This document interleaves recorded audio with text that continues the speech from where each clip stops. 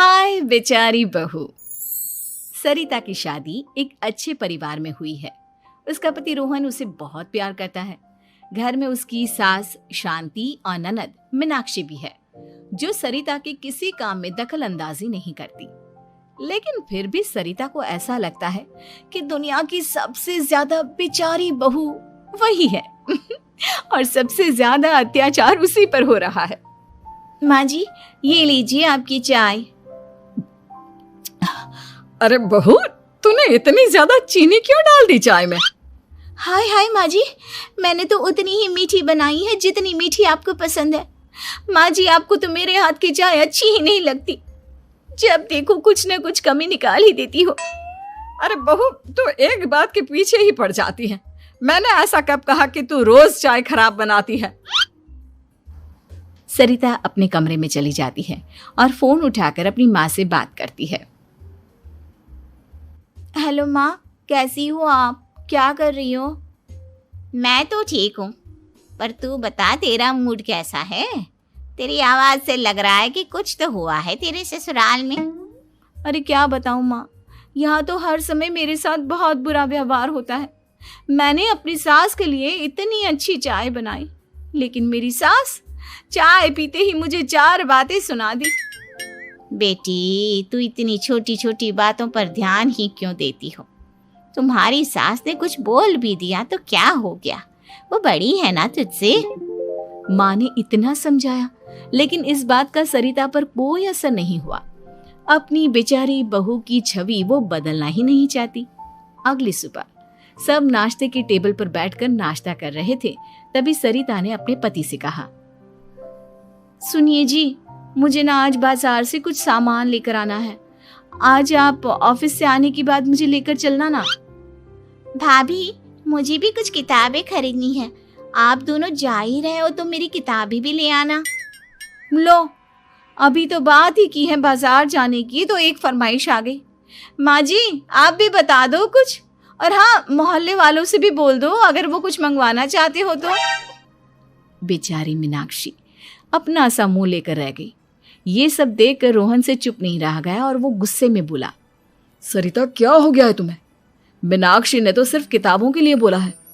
तुम्हें मीनाक्षी से इस तरह से बात नहीं करनी चाहिए। माफी मांगो उससे अभी। क्या? मैं माफी मांगू? दिन भर आपके घर के काम करूं मैं, आपकी और आपके घर वालों की बातें सुनूं मैं, और अब माफी भी मैं मांगू? ऐसा कभी नहीं हो सकता। ये बोलकर सरिता वहां से चली जाती है। एक दिन उनकी पड़ोसन घर आती है। अरे सरिता, क्या कर रही है?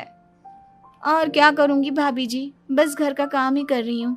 आप बताओ कैसे आना हुआ?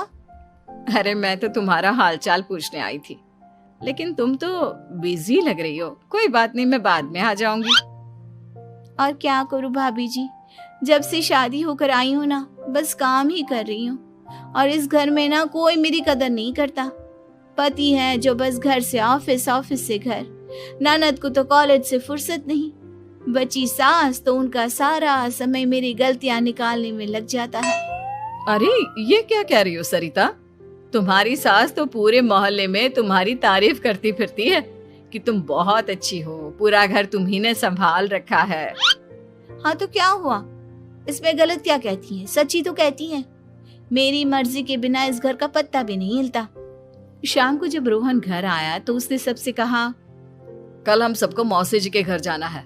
उनकी बेटी की शादी है। सब अपनी अपनी पैकिंग कर लो, सुबह होते ही निकल जाएंगे। और सरिता, तुम कान खोलकर सुन लो, वहां जाकर किसी की बुराई भलाई शुरू मत कर देना, नहीं तो मुझसे बुरा कोई नहीं होगा। हाय हाय जी, आप तो ऐसे कह रहे हो जैसे मैं सुबह शाम सबकी बुराई करती फिरती हूँ। आज तक कोई कह नहीं सकता कि मैंने किसी की पीठ पीछे किसी के बारे में कोई बुरी बात बोली हो तो। अरे बस बहू, बात को और ज्यादा आगे मत बढ़ा।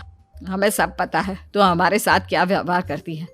ये बात घर तक रखना, शादी में किसी को कुछ मत बोलना, नहीं तो सब कहेंगे कि शांति की बहू कितना बोलती है। हाँ हाँ, सब कुछ तो मैं ही बोलती हूँ ना। आप लोग तो हर समय फूलों की बारिश करते रहते हो मेरे ऊपर। सारी गलती मेरी है जो मैं इस घर में आई। सबका कितना ध्यान रखती हूँ, लेकिन फिर भी मेरी तो आप लोगों की नजर में कोई कदर ही नहीं है। अगली सुबह सब लोग मौसी जी के घर पर चले जाते हैं। वहां पर शादी का माहौल होता है, सब जगह चहल पहल होती है, बहुत सारे मेहमान आए हैं। सरिता को वहां बहुत अच्छा लग रहा है। वो अपने मन में सोचती है, यहाँ कितना अच्छा लग रहा है, कितनी रौनक है।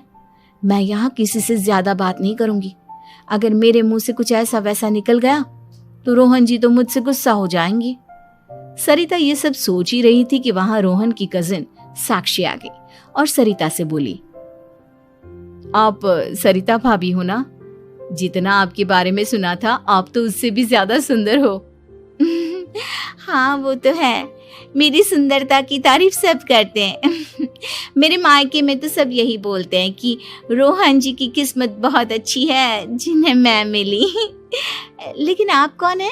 मैंने आपको पहचाना नहीं। मैं रोहन भैया की कजिन हूँ।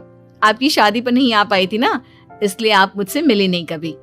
शांति मौसी और मीनाक्षी आपकी बहुत तारीफ करते हैं। क्या कहा तुमने? मेरी तारीफ? कभी नहीं। मेरे ससुराल वाले कभी मेरी तारीफ कर ही नहीं सकते। मैं इतनी अच्छी हूँ, मेहनती हूँ, लेकिन उन्हें तो मेरी कदर ही नहीं। सारा दिन घर का काम करती हूँ, फिर भी मेरी सास ना मुझे सुनाती रहती है और पति भी मेरी सास की साइड लेते हैं। ना कभी बाहर ले जाते हैं ना कहीं घुमाने। अगर घुमाने के लिए कभी बोल भी देना तो उनकी बहन बीच में आ जाती है। मैं कैसे रह रही हूँ उस घर में ये मैं ही जानती हूँ। सरिता की ये बातें सुनकर साक्षी को बड़ी हैरानी हुई। अब वो हर किसी के सामने अपनी बड़ाई और ससुराल वालों की बुराई करने लगी। रोहन और शांति को सरिता पर बहुत गुस्सा आया, लेकिन वो चुप रहे। अगले दिन जब वो अपने घर पर आए, सरिता, तुमने क्यों सबके सामने मेरी इज्जत का तमाशा बनाया? तुमसे बोला था ना कि चुप रहना। अजी ऐसा भी क्या कह दिया मैंने जो इतना भड़क रहे हो? तुम जहां जाती हो अपना रोना शुरू कर देती हो, कभी किसी दूसरे की बात ही नहीं सुनती, बस अपनी कहती रहती हो। तुमने सबके सामने हमारा तमाशा बनाकर रख दिया है। हे भगवान, मुझे अपने पास बुला ले। जिस घर में मेरी कदर ही नहीं उस घर में मेरा क्या काम? अरे क्या करूंगी मैं यहाँ रहकर? जो भी आता है मुझे सुनाकर चला जाता है। मैं तो किसी से कुछ नहीं कहती। सीधी सादी बहू मिल गई है ना सबको, तो जो जी में आए वो करो। सरिता ने अपने आगे किसी को कुछ बोलने ही नहीं दिया और उस दिन भी उसने सबके सामने खुद को बेचारी बना ही दिया। अगले दिन मीनाक्षी कॉलेज के लिए लेट हो रही थी, इसलिए वो हर काम जल्दी जल्दी कर रही थी। अपना नाश्ता लेने किचन में गई और पतीले में रखे गरम दूध को गिलास में डालने लगी। दूध का पतीला उसके हाथ से छूट गया और गरम गरम दूध उसके हाथ पर गिर गया। ओए माँ, हाय मेरा हाथ, माँ मेरा हाथ जल गया। मीनाक्षी की आवाज सुनकर सरिता दौड़ती हुई आई। ये क्या किया तुमने? तुम्हें नाश्ता चाहिए था तो मुझसे बोल देती, मैं क्या मना करती थी? अब पता नहीं कितने दिन की मुसीबत पाल ली तुमने। सरिता मीनाक्षी को उसके कमरे में ले गई और उसका बहुत ख्याल रखा। उसका इस तरह से ख्याल रखना शांति और रोहन को थोड़ा अजीब लगा। माँ, सरिता के दिमाग का भी कुछ पता नहीं। कल शादी में सबको इतना कुछ बोल कर आई है हमारे बारे में, और अब मीनाक्षी की कितनी अच्छी देखभाल कर रही है। ये ऐसा क्यों करती है? बेटा, तेरी बीवी की ना आदत हो गई है सबके सामने खुद को बेचारी दिखाने की, और आदत इतनी जल्दी नहीं बदलती। जब ये बोलना शुरू करती है तो रुकने का नाम ही नहीं लेती, इसलिए इसे पता ही नहीं चलता कि ये किसके सामने क्या बोली जा रही है। लेकिन दिल की बहुत अच्छी है। हमें भी अपना दिल बड़ा करके ये जैसी है इसे स्वीकार करना चाहिए।